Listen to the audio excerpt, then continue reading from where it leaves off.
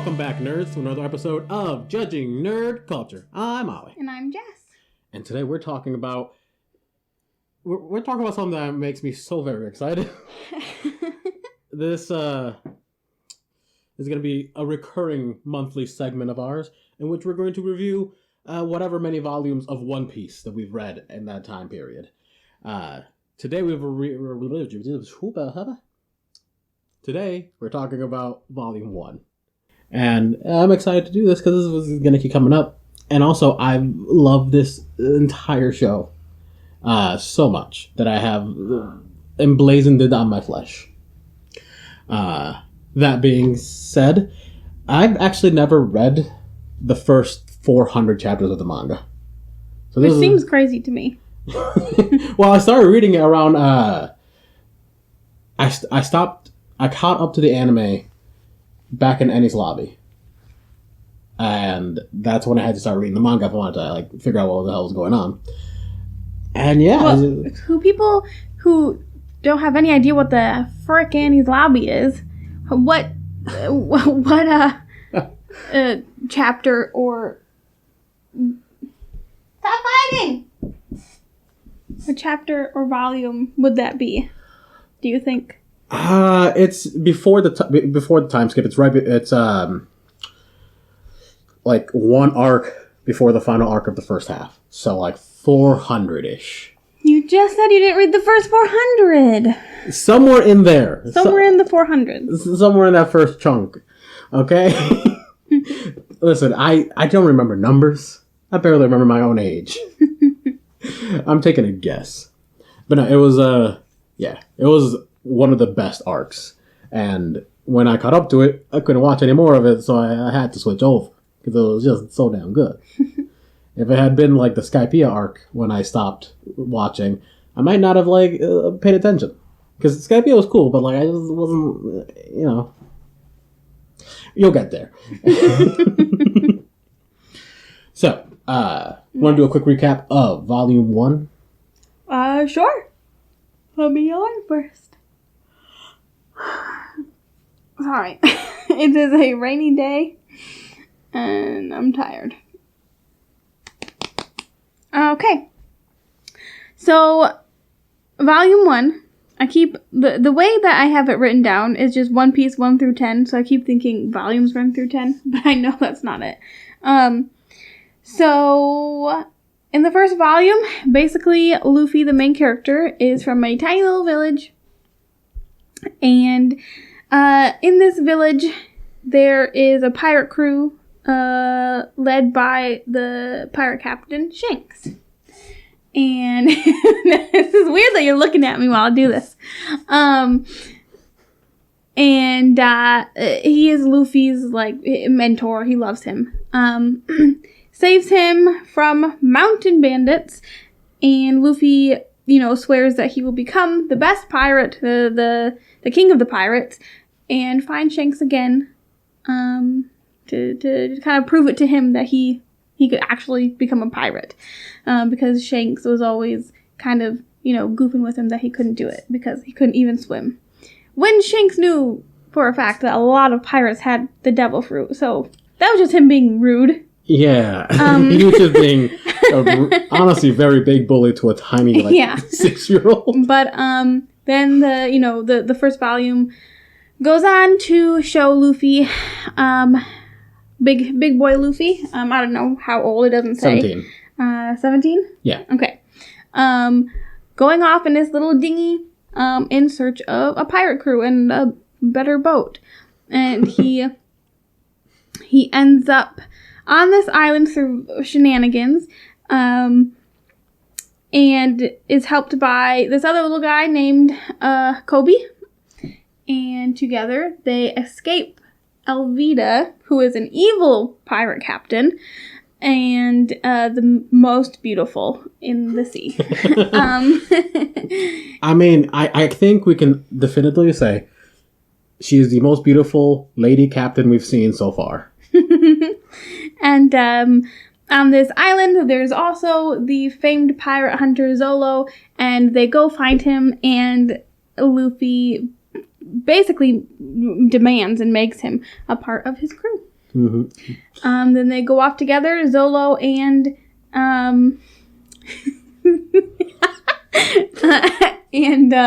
Luffy and the little dinghy. The two of them technically making a pirate crew. Kobe stays behind to become part of the Navy or Marines, whatever you want to call it. You say it both ways in One Piece, apparently, because every time they talk about it, they say the Navy, but written on everything says Marines, which is very confusing. Both of those words mean water in some way, shape, or form. And I did read up till chapter 10, which would be into volume 2 a little bit, but that's only their first meeting with their next crew member, not me. Mm-hmm. Yeah, here's the thing with like the volumes in One Piece. They're not cut up perfectly because One Piece is set up in very they're separated into sagas, and each saga has like 6 arcs in it. Yeah, well, it's not too bad because I didn't think it was that bad. 1 through 9-ish was, manga volume 1. The only problem I had was that we said I was going to read 1 to 10, and I was like, well, I'll just read a little bit into the second volume, I guess. Also, his name is not Zolo. I just think it's funny. So, yeah, we are reading the official translation of the One Piece by Viz Media. And for some unknowable reason, they insist on translating Zoro's name into Zolo, which is the worst fucking thing imaginable. Definitely since they know it's not right, but they keep doing it anyway.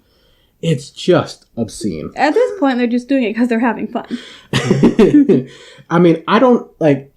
The thing is, when I started watching One Piece, I was watching the 4Kids dub. And I'm not sure if you know what that means.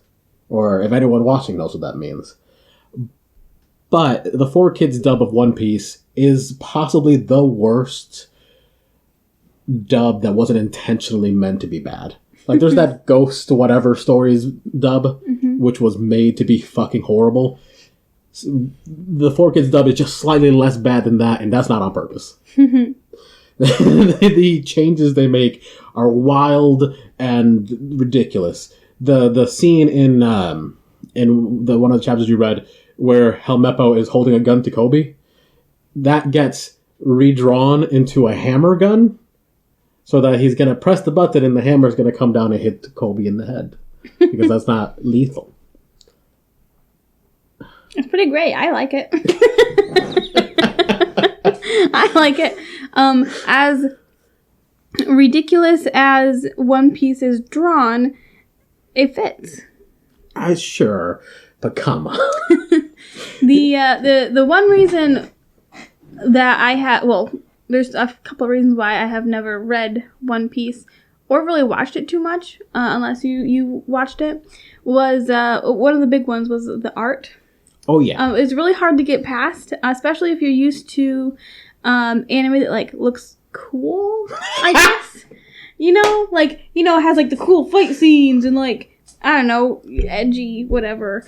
Or like that looks more mature, I guess, like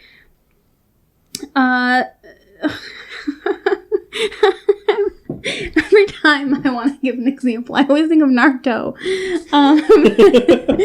That's because it was the very first anime I ever watched. Did you or read? I didn't watch it. I've never watched Naruto. Oh, I was just giving examples of like, you've never watched Naruto? I've never watched Naruto. I read it. Oh. Beginning to end, I read Naruto. You're better off. Yeah. Yeah, I know. I've seen 3 series of Naruto, and there shouldn't be that many. Yeah. But yeah, the art style is really hard to get past, especially since there are, in this world, people known as giants, or like, there's different species of things, and yet, this normal human is not considered a giant, but they are as big or bigger than this person who is supposed to be a giant. No. No human is bigger than a giant. The smallest giant reportedly is 12 meters. No human reaches 12 meters. Big Mom reaches 10. She's the tallest human. Yeah, but she's not a giant, which doesn't make sense. She's a big lady. There's a lot of, like, Oda does a really good job at telling a story that he wants to tell. And a really good, job at just creating this giant seafaring adventure. But sometimes it is a little silly. Oh yeah, it's extremely silly. And which is part of the appeal. But my favorite anime to watch is Tokyo Ghoul, because I'm cool and edgy. And,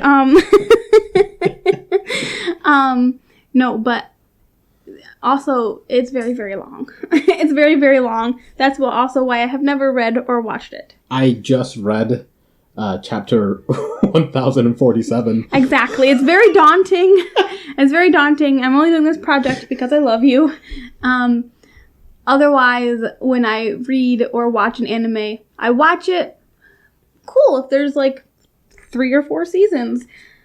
Cool if there's like, even if it's like 20 volumes or something. I do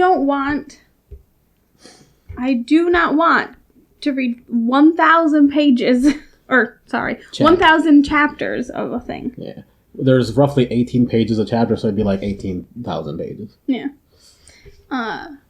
But it is what it is. We're here now. It is. So if you don't know what One Piece is, you should look into it. It's pretty fun.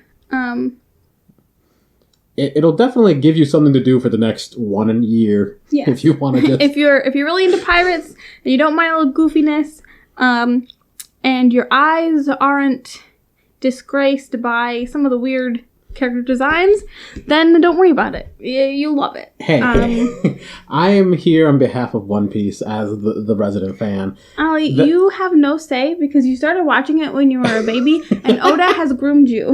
Yeah, but I'm not saying the art style isn't ridiculous and a little weird and funny. I'm just saying 2 things. One, it gets better. The animation style specifically does improve substantially. Well, I mean, it did start in the 1900s. Yeah, that's true. But also, it could be worse. Don't forget at the end of some of those chapters, there was what characters were supposed to look like, which was somehow worse. Yeah. Also, I like the idea that we are from the 1900s. Yeah. I like saying that. It makes me feel even older, but like mysterious old. Yeah. Like, how can you be that old? You know? A centurion. I wish, I'm from 1800s. And then that would confuse people, Anyway. So I have some notes here about the chapters. Yes, the chapters I've read. So the first one is that Shanks is actually pretty cool. Yeah, no, Shanks is a badass. Yeah, he's very cool. He is kind of a bully toward Luffy, but like in a fun, older uncle kind of way. Mm-hmm. And Luffy is super annoying. He's super annoying. Super annoying little kid that I don't understand why, the barmaid just gives him free food and like is fine with him because he's so annoying. But I mean, the fact that he is kind of an orphan, helps. Also, his grandfather, who is the most famous man in the world, mm-hmm. is Luffy's grandfather. Mm-hmm. So like when he goes into a place and they know it, like this is his hometown, everyone's like, "Oh, you're Garp's kid here." They know that he's Garp's child? Yeah. Okay. So that makes sense why they are all forced to take care of him. Yes. In fear of being murdered. That's great. Garp doesn't murder people, he just hits them really hard. Mm-hmm. Okay. There were, you said that nobody really dies in One Piece, except for once in a while. They say that in a lot of things. Like, oh, Spider-Man never kills someone, but then he throws people off a building, So, like, people die, but they don't really die. You always give excuses, like, oh, no, he landed, he's just unconscious, he's gonna be fine, his buddies are there to save him or whatever. But there were people who genuinely died in these chapters. And you said nobody really actually dies until later on. But There were a couple guys who died at the hands of there's one guy who died at the hands of Buggy the Clown, who was another bad evil man pirate. And then another guy was shot. Another guy was axed in the head. Like, people died. I don't think the axe guy died, technically. He got axed in the head. He got axed pretty hard, that's true. I think he's dead. So, okay. You can't tell me, no, don't worry about it. He got axed in the head. So, to that, I bring 3 points. 1, you're right. No one important ever dies. How's that? That's fine, because that's all anime, basically. Mm-hmm. But no, you're right. There was a lot of death in the first few chapters. Yeah. We kind of went over the other notes I have. Not all of them, but I also said Zolo, just really in caps, because I thought it was funny. And I also wrote down that Helmeppo is a big dumb idiot. Helmeppo is the first time, like, One Piece is very much a silly, dumb pirate cartoon. No matter how much some people want to say it's a cool anime, it's a very silly, dumb cartoon. And Helmeppo is the very first character that really emphasizes how little, like, desire Oda has to make any particular character look cool. Yeah. Like, I can't think of another anime in which that character is as prominent in the first few chapters as this. Because, goddamn, he's ugly, annoying, weak, and dumb. Yeah. He's got a bowl cut. A badly done bowl cut. The worst bowl cut. Yeah. But yeah, it's that's one thing I really do like about One Piece, though. Not the dumb, ugly designs, but how quickly a character is sort of constructed. Mm-hmm. Like Helmeppo, you see him in 2 panels, and you know, oh, I know what this guy's about. I know what I'm supposed to feel. I know who he is. Done. And then later on, there's a scene with him and his father, in which his father's like, that little girl broke the rules. Did you kill her? He's like, no, just a little girl. I just bullied her. Mm-hmm. Where it's just like, oh, so he's not the worst? Okay, I guess. There's a thing that Oda does pretty consistently of, like, introducing a character with so many flaws and then showing off that another character is infinitely worse by making them look somehow less bad in comparison. And it just is efficient and a fun way to really establish characterization of so many characters. There are so many characters in One Piece. Mm-hmm. There's 1,000 episodes or 1,000 chapters, so at least 1,000 characters. And then there was just another little part of their Luffy and Helmeppo's interaction that I thought was kind of funny. So I just wrote down. It's not important. It's just that Luffy punches him and he's just like, nice. And I thought that was funny. While I was reading it, it kind of made me chuckle. You just punch someone and nice.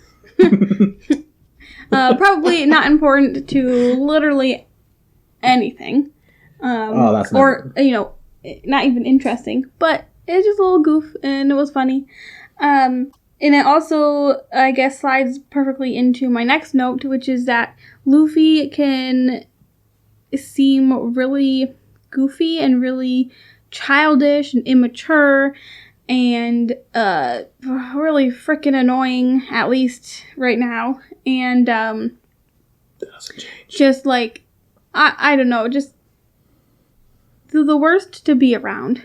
And then at other times, he can seem very mature and very, like, very smart and very, like he has a plan. He knows what he's going to do. He's gonna, execute it correctly. He knows how everybody's gonna react. Like, he knows, he just knows what he's doing. He's very mature, very adult, manner that he goes about things sometimes. And it's very weird.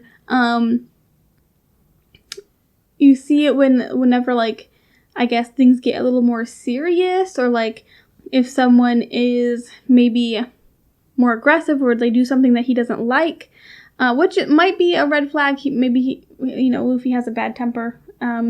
But yeah, it's just kind of weird that he can, in reality, if, it's good to have that fun and goofy side, but also understand that you need to be serious sometimes. But with Luffy, it's not like that.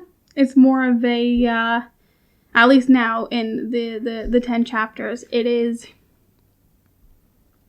I'm going to goof off and be silly and dumb because I'm a child, but if somebody's mean, I'm going to be adult about it and beat them up, which isn't really being adult about it, it's just beating them up. But yeah, he's a pirate, No, you bring up a good point, because Luffy is a character that comes from,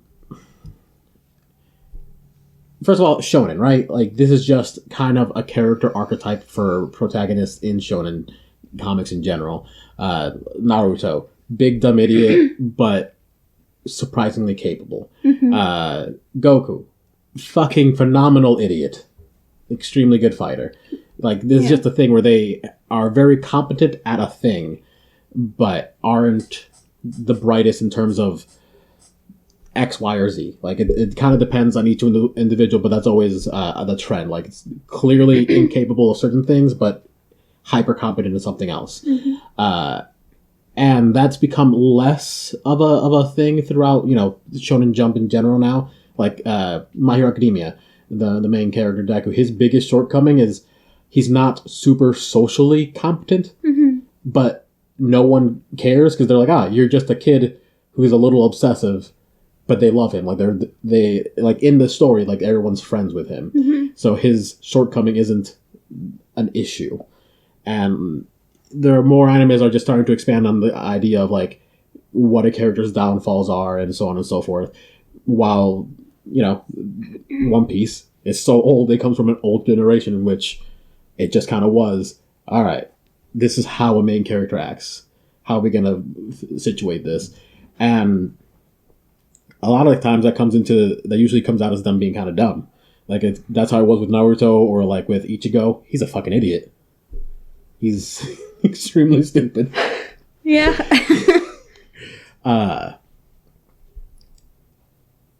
And Luffy is no exception. Like, he's a big dumb idiot. But he has more. The other characters that are of the same style, while they, get serious and take care of a situation, Luffy, as a character, I think, represents someone who has extremely high emotional intelligence, in which they understand who they are, no matter what the situation is. Dragon Ball Z, if you watch or read the original version of that, Goku is kind of weird, he's not a good guy, is what I'm saying. Like, his entire motivation is just wanting to have a good fight pretty much every single time, and it leads his whole life into this wild ass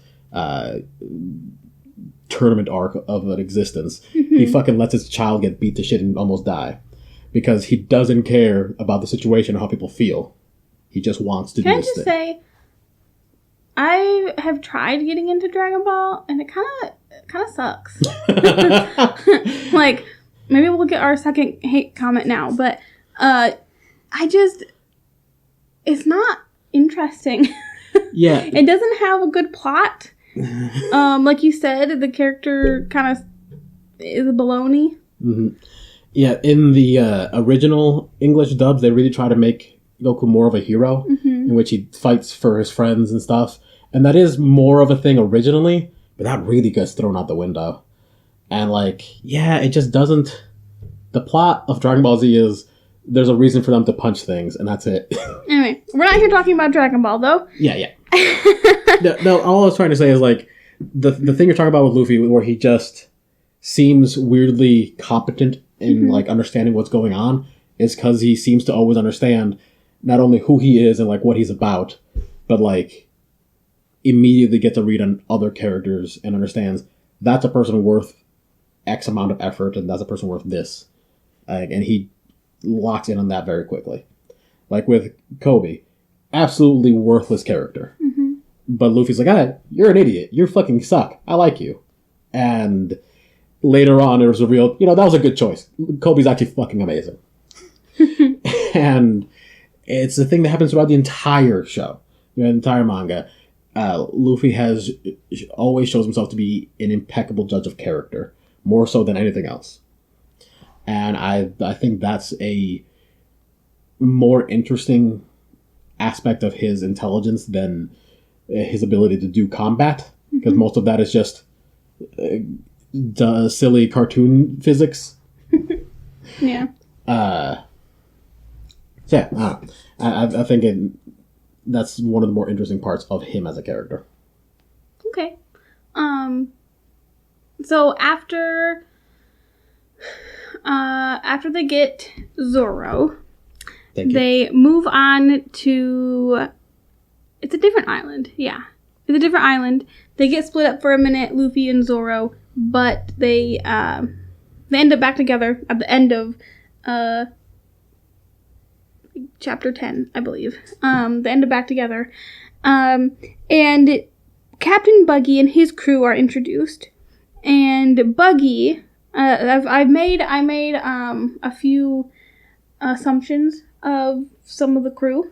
Buggy is a big fan of ICP, and his it seems like his two main crewmates are Moji and Kabashi. Lion Guy and Unicycler. There was no one on a unicycle. A scarf? Yes. Yeah. Okay. So Moji is definitely a furry. He has a little furry hat on. Maybe it's one piece. It could be just part of his body, but it looks like a little furry hat. Which, I mean, no hate against furries. I'm just making an assumption that he's a furry. And then Kabaji is a Naruto stan. He very much looks like he idolizes Itachi or Sasuke or something. He's got that moody, angsty boy vibe to him. Those are just some assumptions I made about Captain Buggy's crew. Mm-hmm. I like his ship. He's got a cool ship. I think it's called the Carnival of Death or something like that. They haven't said, as far as I know. So, and then when you meet Nami, I made an assumption that she kind of sucks so far. Oh yeah, that's consistent. She kind of sucks. That's pretty good. And I feel like, unfortunately, this first impression will stick with me for a very long time. Like it did with Sakura. I'm gonna assume right up until we get to Arlong Park will probably be the point where... I think Sakura's problem was something else that had to do with the writers trying to make a sappy girl who, like, had anger issues or something. So, like, it was the writer's fault, definitely. Yeah. She also never gets her own, like, arc. Yeah, I don't need it. No, but she needed it, clearly. Maybe it would have made people like her more. I know there are some people who are very like, oh, Sakura is the best, I love her. And there's a lot of people who are like, God, I hate Sakura. I think Sakura... And I don't hate her. I just think she's kind of blah, kind of like annoying. Yeah, I think Sakura, as written, really just sucks. Mm-hmm. I think Sakura could be amazing, though. Yeah, she's very powerful. And she's got cool powers. She's got, the ability and the potential to be something very cool, a very cool character, but they were just like, oh, I don't know, she's a girl, so I don't know, she's likes the bad boy, and I don't know, she's on her period, so she's angry too. They cut out the one good gag. That doesn't matter. We're not talking about Naruto. Not talking about Naruto, not talking about Dragon Ball. So I only have a couple more notes. And they are that I think near the end of chapter 10, Nami she ends up capturing Luffy and pretending that he is her boss, her captain. And because she is a thief, she has stolen this map to the Grand Line, which is like the big place to be for pirates. She's stolen it from Captain Buggy, and he wants it back. So she captures Luffy, brings him to Buggy, and is like, hey, here's my captain. You can have him. I'll join your crew. Take me to the Grand Line with you. But really, she plans on just taking his treasure and leaving. I think she's really dumb because she didn't expect Buggy to make her kill Luffy. Like in any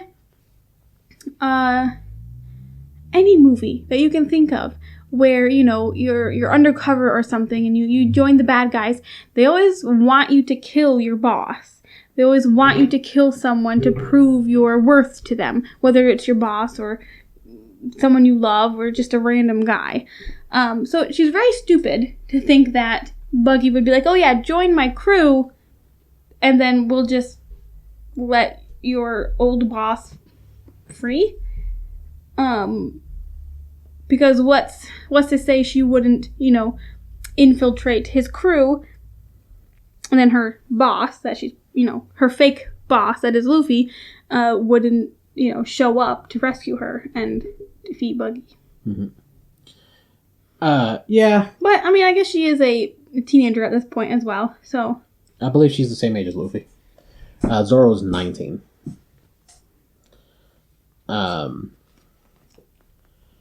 Yeah, so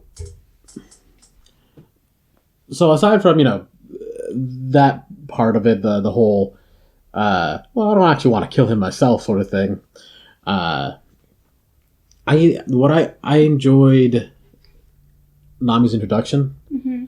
because it played on her strengths as just kind of able to worm her way out of any situation, one way or another. Usually by putting that on someone else. And this remains, you know, a pretty consistent thing. Like, no, she'll 100% betray just about anyone, mm-hmm. to survive. And yeah, maybe in that instant of, like, not expecting Buggy to ask her to kill Luffy herself.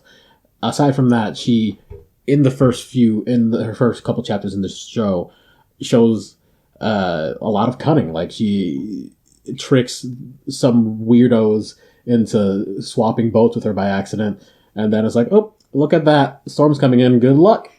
Yeah, she knows how to steal things and, like, manipulate people, but she was still kind of dumb to think that. I keep saying dumb, but I don't know, unprepared, I don't know, just naive, I guess, to think that Buggy would just let Luffy live. Mm-hmm. In her defense, Buggy is a real dumb-looking motherfucker. The other thing I have to say, and is the very last thing, is that Zoro seems, compared to everybody else right now, very overpowered. That doesn't change. Yeah. At this point, you know, everybody else around him is very scared of him. They know who he is. He's the infamous pirate hunter who is now a pirate.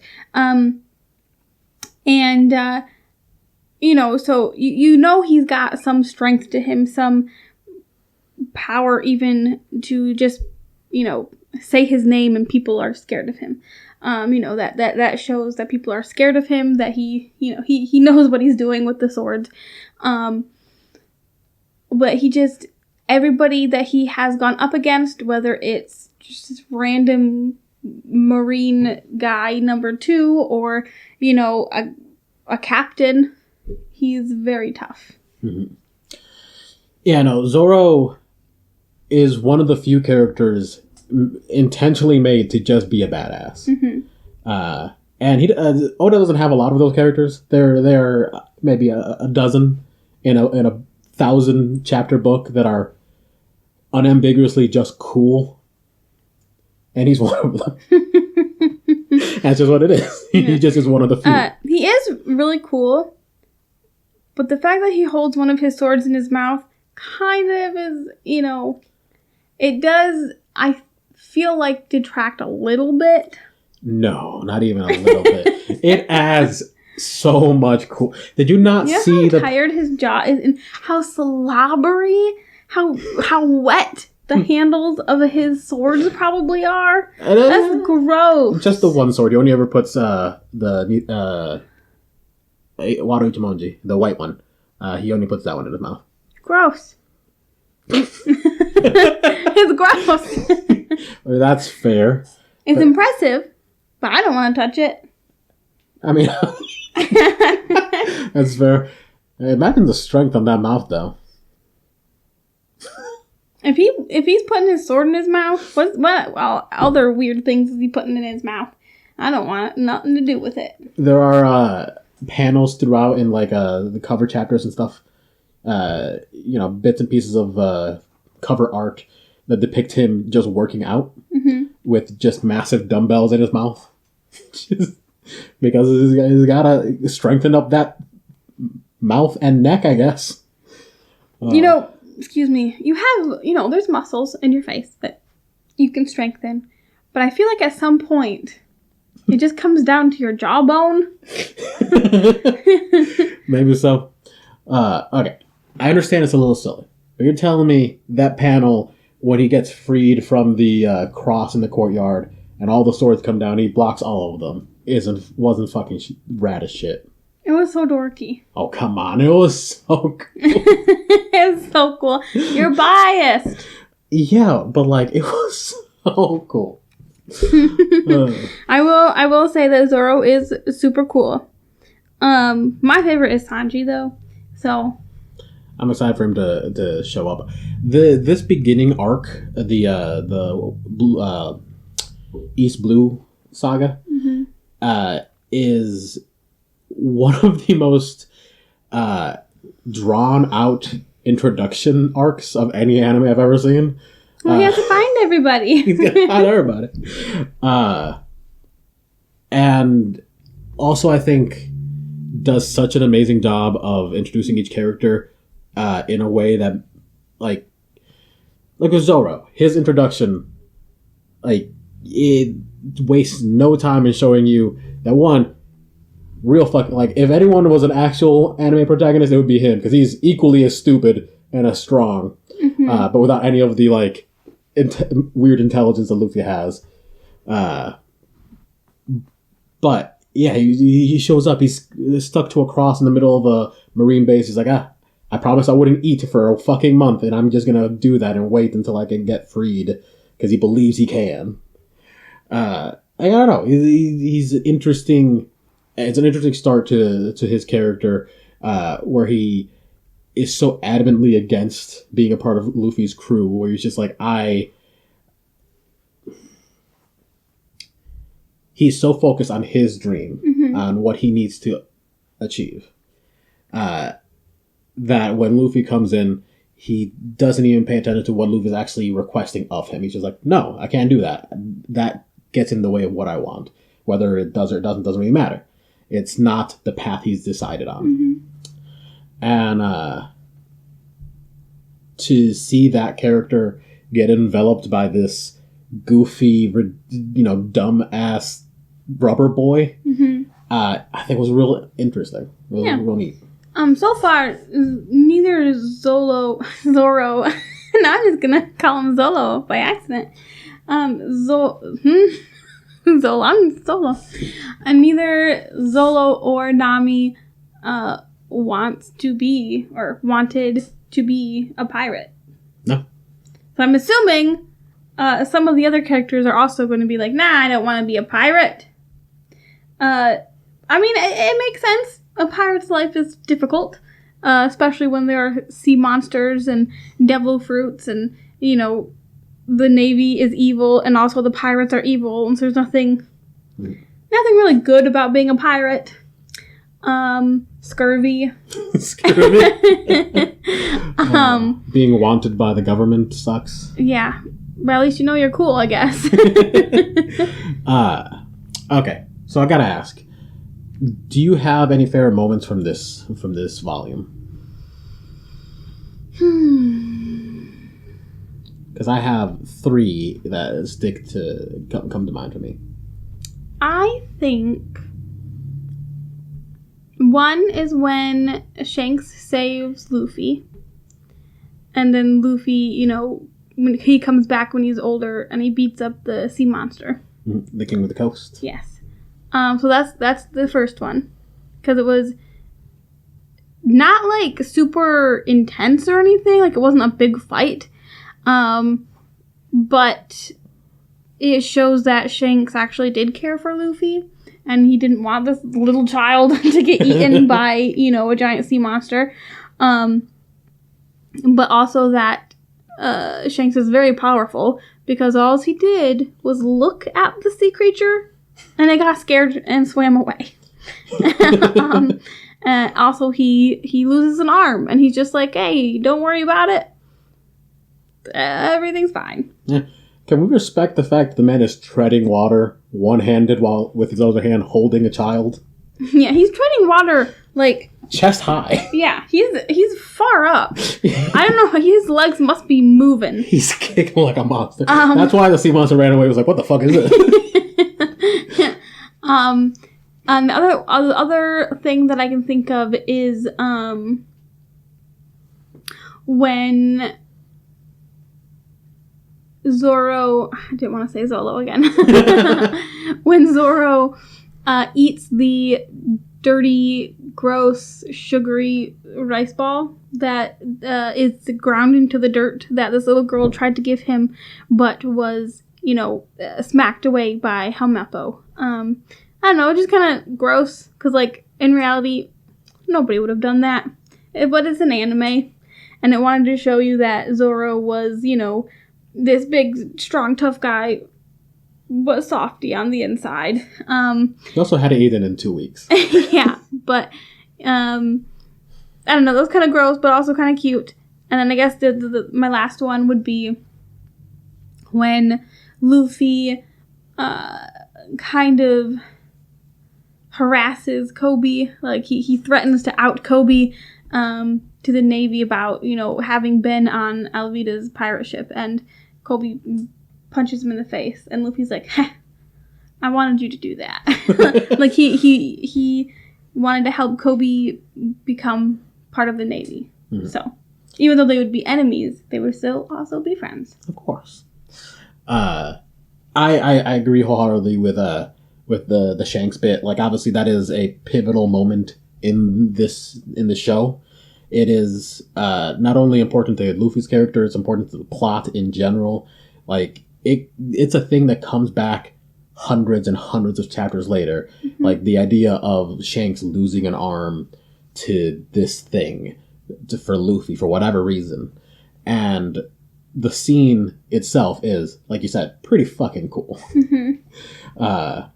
Rereading this stuff with what I know now, there's so many things I'm like, oh, is that, yeah, that's what I think it is. It's so weird. So yeah, I agree wholeheartedly with that. Another one of my favorites is actually minutes before that, where Shanks has a gun pointed at him. He's just like, are you gonna shoot me? No? Well, you're gonna get shot then. And then his... a man dies. Gets shot in the head. First chapter. Lucky Roo. First kill of the manga. But no, it's just, I don't know, something about that scene stuck with me. I just thought it was real interesting. Or not interesting, but just a reminder of, like, the mindset behind these characters. Even though, you know, reading into the future, I know there isn't really a whole lot of stakes for if you're a main character. This is still meant to be a whatever. But the mindset behind, you know, the internal logic of the world is, hey, if you're going to be a part of this world, that means you agree your life is at risk no matter what. And that plays a much larger part into sort of the philosophy inside of One Piece, like the world philosophy that Luffy and a lot of other characters sort of embody, where if you agree to be a part of this, you're fair game. But if you don't want to be a part of this life, you deserve to be protected. That's why Luffy goes out of his way to help the little girl and anyone who's in danger, because they did not agree to be part of this bullshit. But he did, so he's all in. He's willing to die. And that, I don't know, that even, I don't know if you agree or disagree with what that means or if that's a good thing, but the idea of knowing that there's a dichotomy in the world of people who can participate in this danger and people who can't or don't want to, and that those who can should intrinsically look out for those who can't, that's fucking amazing. And none of that was said, it was just shown. Yeah, I don't think about it that way. I didn't get too deep into it. I have been watching since I was 5. Yeah, and you just also think about things deeper, I think. Like, you always look for, like, some metaphorical deep meaning. And I'm just sitting there like, oh, that was fun. That was a cool scene. But, I mean, I agree with what you said. Well, I'm glad. I hope my musings aren't too ridiculous. The last scene that I thought was particularly enjoyable was not the rice ball eating one, which I do like that one, partially just because one of Zoro's attacks is onigiri, which is funny. It's a rice ball. But it's also like demon slashers. I don't know. I don't know Japanese, but pretty sure that's the joke.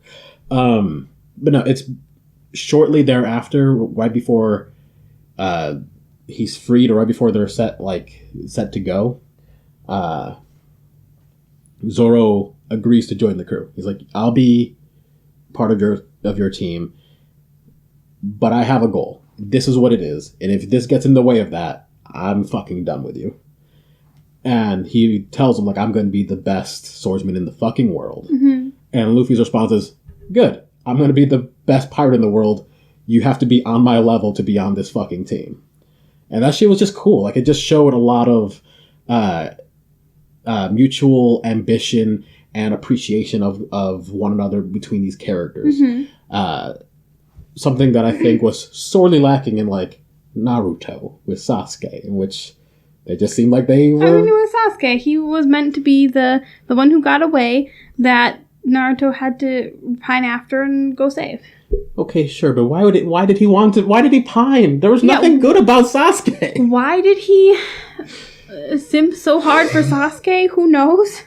There was literally no reason for him to care about Sasuke that much. They met, they did training together, and then he was, like, in love? You're, like, 7. Why are you in love with this other 7-year-old? And he sucks, too. Like, yeah, he's... man. Not a believable or realistic relationship. A friendship. Anyway, if a 12-year-old was hanging out with another 12-year-old who never talked to him and was kind of mean to him, he's not going to want to hang out. Right. He's not going to risk his life for you. I don't know. But that's Naruto. But no, yeah, that third scene is one of my favorites because it establishes this relationship between the characters that is reinforced just a little bit later with the Kobe scene that you mentioned, because right as they're leaving, Zoro's like, wow, that was bad acting, dude. You suck at that. They 100% know you're best friends with that kid. Like, but they didn't. Not really. Not super. Until the end, where he's like, you got a good friend. Yeah. Either way, like, the point is that Zoro, despite Luffy being an unaffable monstrosity of a character where nothing makes sense, Zoro always understands what's going on with that guy. He's always on the same page. And establishing that relationship with his, the first mate, with the captain and the first mate so quickly, fucking amazing. Is it established that Zoro is the first mate? Well, he's the first mate. Well, yeah, he's the first one collected, but is he, is established that he's like Luffy's right hand? Yes. They don't call him the first mate. He's just the swordsman of the team. Mm-hmm. First mate is not technically a role that he holds. He just happens to be the first mate to join, and is also the strongest. Potentially as much, if not more than Luffy. So he holds that role. There's a lot of other characters who have that same position but never have the name. Mm-hmm. Like I think, like Shanks' crew. I think his first mate is not Lucky Root. It's the Ben Beckman, but he's never called that. I don't think. It's just acknowledged that he's my best friend. Yeah, and there's a Viva card, which are like collectible trading cards you can get for One Piece that is also an encyclopedia that tells you about all this random shit in the world. And in that, it refers to Ben Beckman as the moon to Shanks' son. Like, this is a recurring theme of two characters who reflect each other and also are... who also hold each other forward in some way, hold each other up in certain situations. They're Goldie Roger and Silvers Rayleigh, the two motherfuckers. Zoro and Luffy, Shanks and Ben Beckman. It just is a recurring thing where the first mate, even though they're never called that really, and the captain are just together and they understand each other and they cover each other's weaknesses. Not including Zoro's inability to find a direction. That's just a bad time. I fucking love One Piece. That is all I have to say about those, about Volume 1. Okay. So,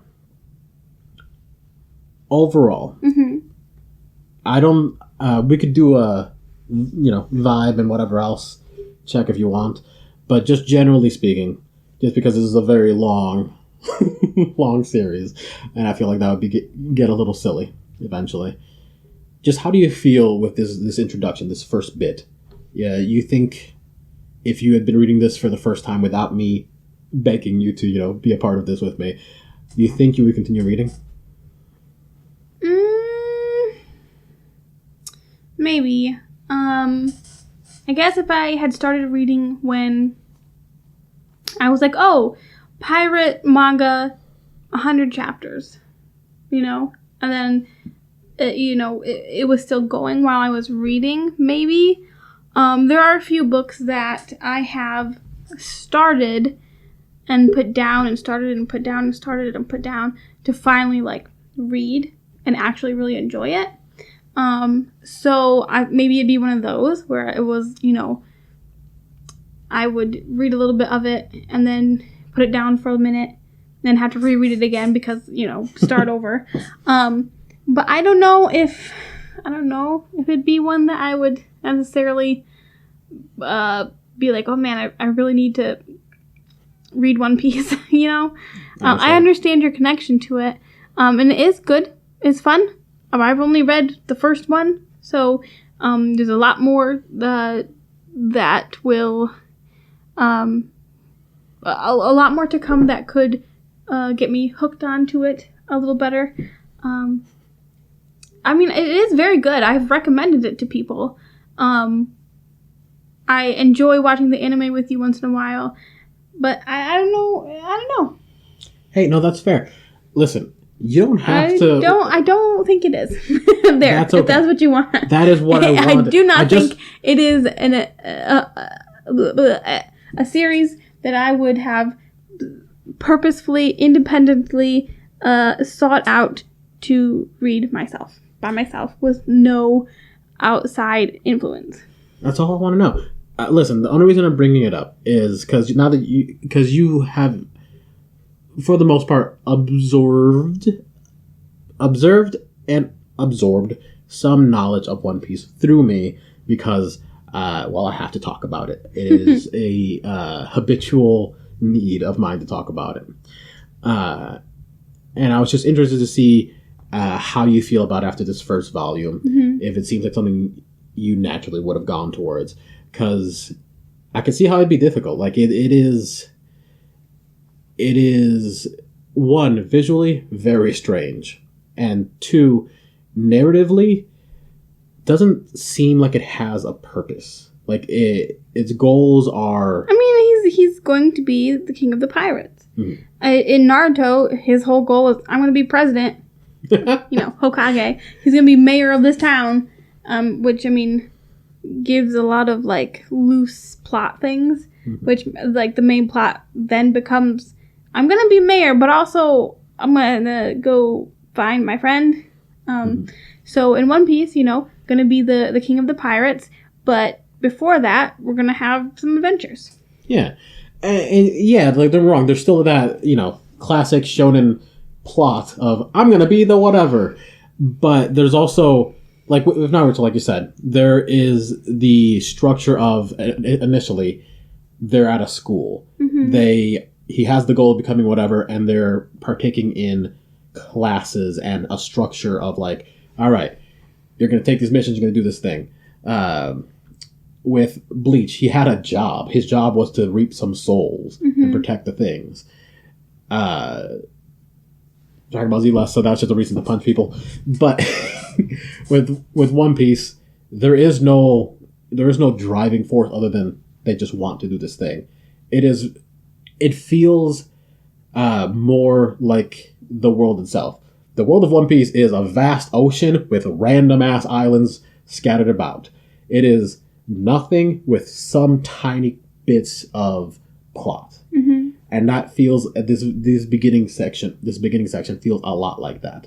Where, yeah, we've seen the plot, those sections of it, but how does it connect to the next thing? It seems random utterly. Mm-hmm. And I feel like that's very off-putting to new readers. Yeah, and also the fact that it's 1,000 chapters and also it looks weird. Yeah, well, we covered that. But I'm glad that you're going to continue reading with me. I really appreciate it. And maybe our viewers could watch or read it with us. See how that goes. Yeah. I think everyone will love it if they give it a chance. Okay. All right, that's more than enough from us. I talked way too long about cartoon pirates. Thank you for watching. We'll see you again next week, I'm sure. And if you can't wait to see us again, let us know in the comments if you want to watch anything from us, and maybe we'll check out that thing. There's also other stuff that I'm in this channel. If you're watching on YouTube, actual plays of Dungeons & Dragons 5th edition, and also Terramaya actual plays that I've created. So yeah, if you want more of me, there's definitely more of me out there, and if you want more of us, just tell us what you want. Mm-hmm. Bye.